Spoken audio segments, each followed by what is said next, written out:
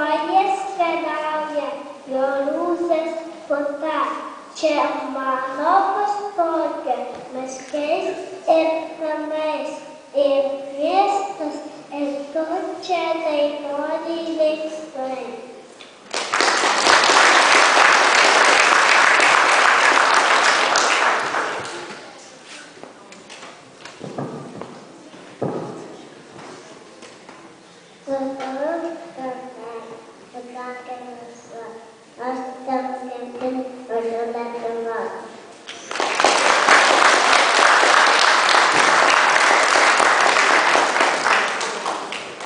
Lietuva, tai laukai ir takeliai.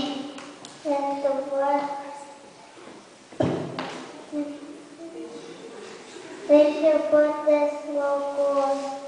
Lietuva, gyvasakės ląstelių, juberėliai žygai prie tvoros.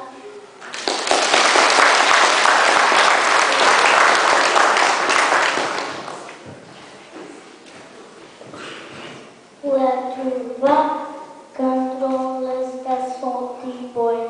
Lietuva, airėle ežeros.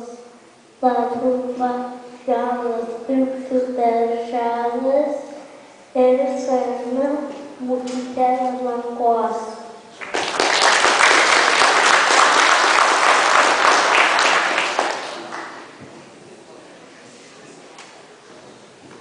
Lietuva, tai varlyčios ir kryžiai.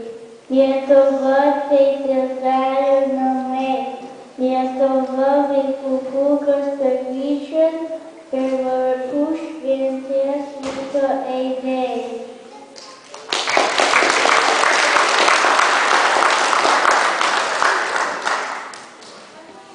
Lietuva, tai malūnas vakelio.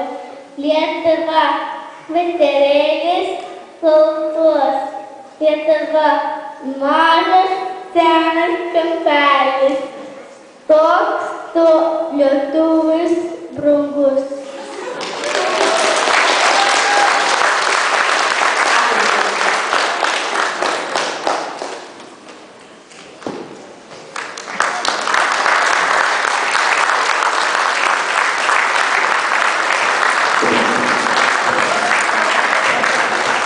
Dėkojame vaikučiams, tikrai nuostabu matyti juos čia.